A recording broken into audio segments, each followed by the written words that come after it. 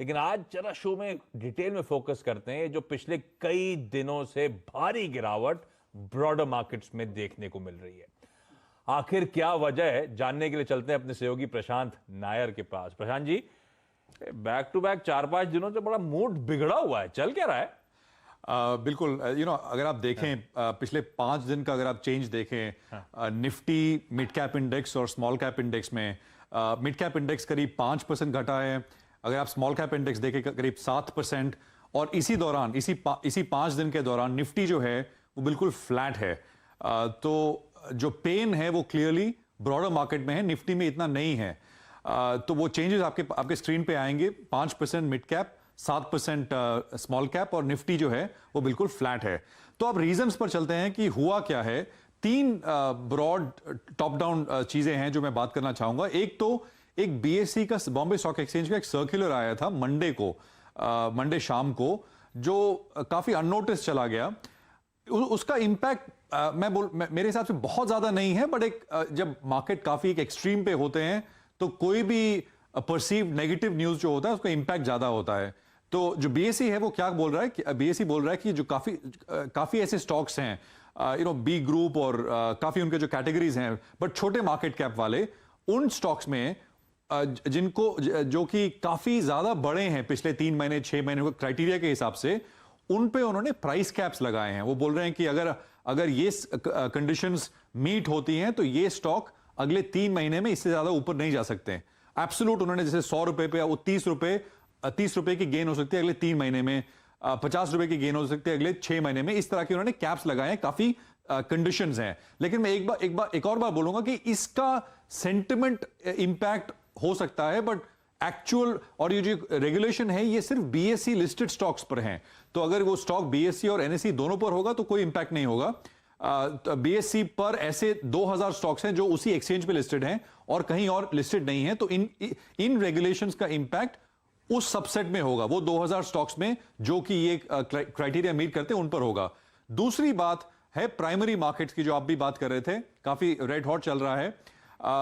2 IPO अभी ऐसे आए, ग्लेनमार्क लाइफ और रोलेक्स का, जिसमें जो हम बोलते हैं कि एचएनआई फंडिंग जो एचएनआई काफी फंड्स लेते हैं, बोरो करते हैं आईपीओ में लगाने के लिए बड़ा पैसा, और लिस्टिंग डे पर बेचने के लिए, लिस्टिंग डे पॉप के लिए।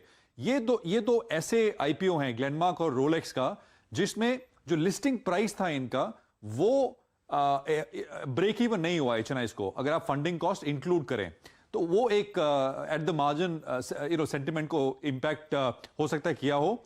दूसरी बात, आईपीओ फंडिंग अगर जो है वो पिछले 7 दिन में, न्यूज आर्टिकल्स भी आपने देखे होंगे, जो फाइनेंस करते हैं आईपीओ फंडिंग, उन्होंने अपने रेट बढ़ा दिए हैं 2 से 3% करीब ब्रॉडली।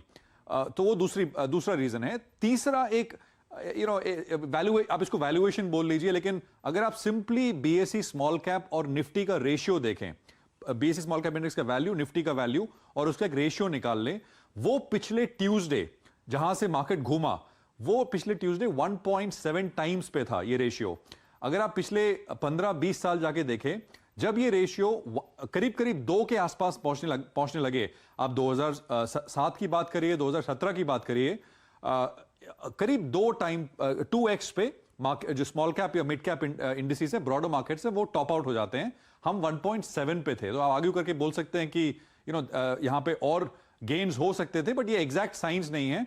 बट ब्रॉडली ये दिखाता है कि काफी एक्सट्रीम लेवल्स पे हम पहुंच रहे थे, उसके काफी करीब पहुंच गए थे। तो ये 2-3 बातें हैं जो मैं आपके सामने रखता हूं।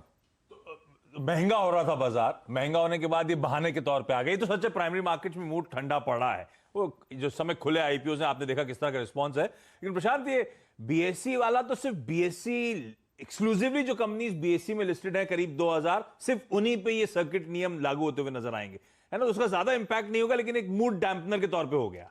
बिल्कुल। अगर आप 2017 में जो स्मॉल कैप इंडेक्स और मिड कैप इंडेक्स काफी बढ़िया कर रहे थे, और जनवरी में जाके अगर आपको याद हो टॉप आउट किए थे, उस टाइम पर भी छोटे छोटे रेगुलेशंस एक साथ आते गए, और फिर वहां पर मार्केट एक्चुअल चेंज भी था, बिकॉज वहां पे जो बड़ी चेंज हुआ था वो था कि सेबी ने क्लासिफिकेशन चेंज कर दिए थे मिड कैप स्मॉल कैप्स के। तो काफी जो फंड्स थे अब वो इन स्टॉक्स को ओन नहीं कर सकते थे, मार्केट कैप क्लासिफिकेशन की वजह से, बट ऐसे छोटे 2-3 और रेगुलेशंस थे जो साथ में आए थे। तो आप बिल्कुल सही कह रहे हैं कि इसका एक्चुअल डायरेक्ट इंपैक्ट बहुत ज्यादा नहीं है। At the margin extreme levels पे ये छोटी मोटी बातें भी सेंटिमेंट को हिट कर सकती हैं। थैंक यू आपका, थैंक यू सो मच। तो ये सारे रीजंस हैं जो शायद ब्रॉडर मार्केट्स में जो पेन देखने को मिल रहा है उसके पीछे दिक्कतें हैं, वो दिक्कतें सामने आती हुई। लेकिन क्लैरिफिकेशंस आज अभी कुछ ही देर पहले बीएसई की तरफ से सामने आए हैं कि भाई सिर्फ वो रिआइटरेट करा उन्होंने कि सिर्फ बीएसई एक्सक्लूसिव सिक्योरिटीज जो हैं, जो एक्स ग्रुप, एक्सटी हुआ, एक्स ग्रुप हुआ, वो सब जो बीएसई में सिर्फ लिस्टेड स्टॉक्स हैं, सिर्फ उन्हीं पे ये नियम लागू होंगे। 10 रुपए से ज्यादा की उस स्टॉक की प्राइस होनी चाहिए और मार्केट कैपिटलाइजेशन जिन स्टॉक्स पे नियम लागू होंगे 1000 करोड़ से ज्यादा का होना चाहिए। तो कुछ क्लैरिफिकेशंस आते हुए, लेकिन मूड तो बिगड़ गया। अच्छा, मूड लोगों का अब जब बिगड़ता है तो इस तरह का होता है कि भाई एक एक्सचेंज ने कर दिया है, क्या गारंटी है दूसरी एक्सचेंज इस तरह के कदम ना उठाए। तो मूड बिगड़ने के तो खैर अनेकों रीजंस हो सकते हैं।